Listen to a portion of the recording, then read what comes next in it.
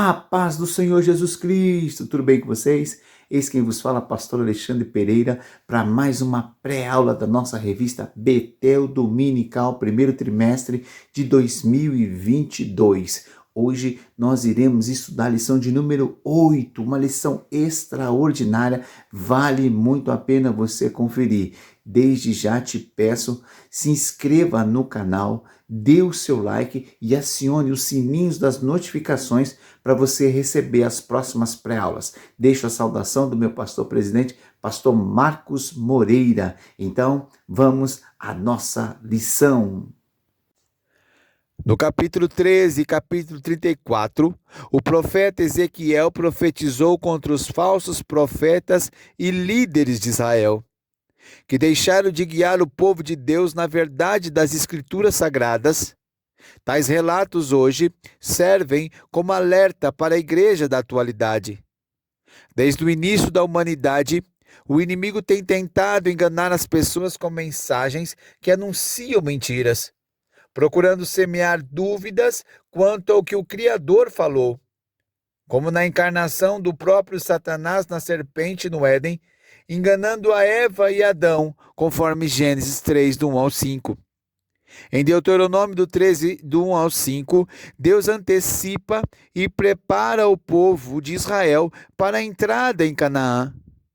Dentre as muitas orientações, o Senhor alertou sobre os falsos profetas e sonhadores de sonhos, e afirma que permitiria a presença dos falsos profetas a fim de provar o coração do povo para verificar se eles realmente amavam o Senhor e obedeceriam a sua palavra.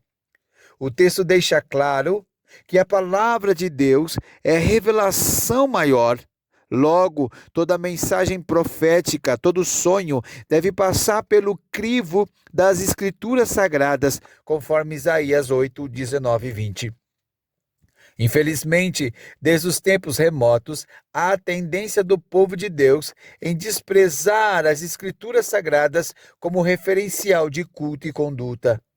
Israel chegou ao ponto de esquecer o livro da lei nos arquivos do templo destruído, conforme 2 Reis 22, do 8 ao 11. Além de desprezar a palavra de Deus, Israel sempre desprezou os verdadeiros profetas do Senhor. E por que será? Porque eles chamavam o povo ao arrependimento e às verdades das Escrituras. O profeta Jeremias, por exemplo, sofreu terrivelmente nas mãos dos líderes de Israel. Deus, através de seu profeta, ordenava que eles se submetessem ao cativeiro, já que isso se tratava de uma disciplina imposta pelo Senhor como parte do plano divino, e tinha a finalidade de restaurar o povo do Senhor, conforme Jeremias 29. É interessante como o ser humano se comporta diante da palavra de Deus. Em Ezequiel 33, 32, a palavra de Deus diz: "E eis que tu és para eles como uma canção de amores, canção de quem tem voz suave e que bem tange, porque ouvem as tuas palavras, mas não as põem por obra." Na verdade, o povo amava as mensagens sobre a futura restauração e as profecias contra as nações. Entretanto, não obedeciam às condições morais e religiosas orientadas na palavra de Deus.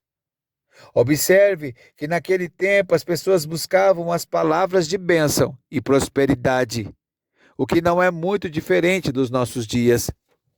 Sabendo disso, os falsos profetas criaram, nessa época, uma falsa segurança na vida daqueles que lá existiam. Os judeus em Jerusalém, apregoando paz e livramento falso, conforme Ezequiel capítulo 13, verso 16.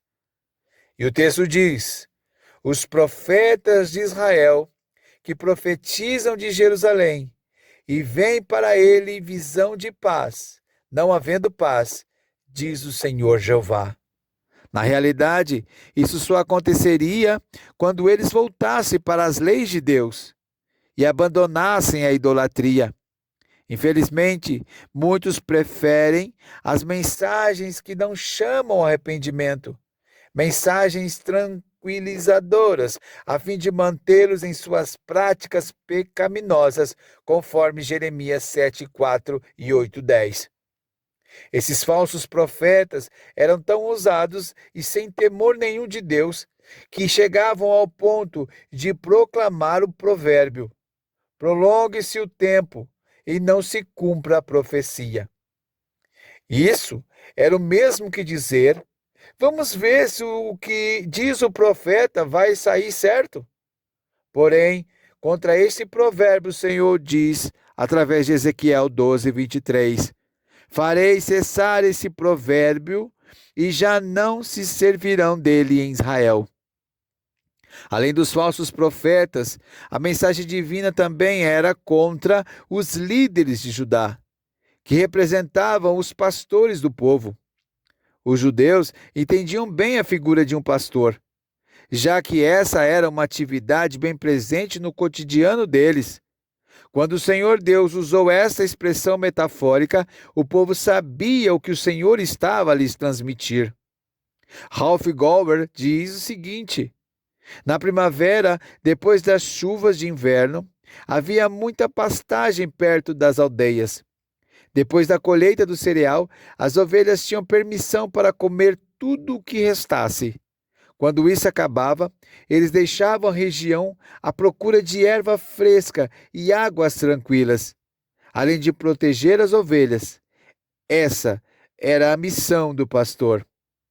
Assim também é a missão dos líderes: é guiar, ensinar, prover e proteger e suprir as necessidades do povo.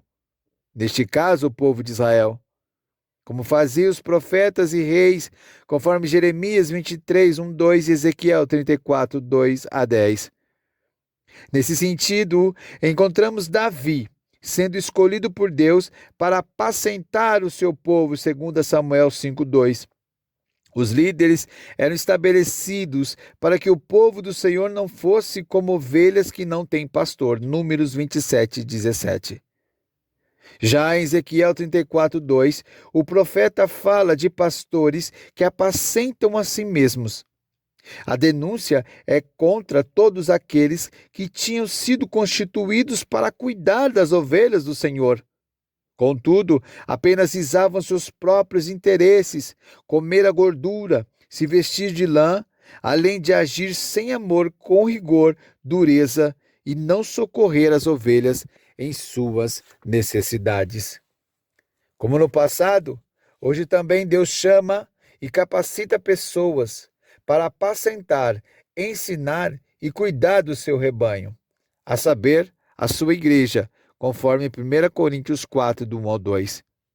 E requer que tais pessoas sejam fiéis. A palavra de Deus chama-os de ministros e de dispenseiros, ou seja, aqueles que administram o evangelho, e devem cumprir a missão dada por Deus, sendo submissos ao Espírito Santo e fiéis às verdades do evangelho.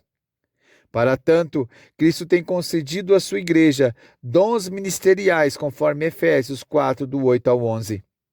Assim, enquanto a igreja estiver neste mundo, será cuidada como rebanho de Deus e capacitada pelo seu Espírito Santo, visando aperfeiçoamento, edificação, amadurecimento e crescimento, até que cheguemos à medida da estatura completa de Cristo. Efésios 4, 12-16. Sendo assim, o Espírito Santo nos alerta que nos últimos dias da igreja, Deus permitirá que surja falsos profetas, falsos doutores, enganadores, e tudo isso está registrado em Mateus 24, 5, 11 e Atos 20, 29 e 30. Que não perdoarão o rebanho, 2 Pedro 2, 1 e 2, levados por espíritos enganadores, 1 Timóteo 4, 1 e 2. Diante de tantos recursos levantados por Deus à sua igreja, como temos hoje, precisamos ter discernimento para perceber os falsos ministros. Como estamos reagindo às providências de Deus para a sua igreja? Precisamos buscar de Deus orientação através da oração e nos mantermos fiéis à palavra dele.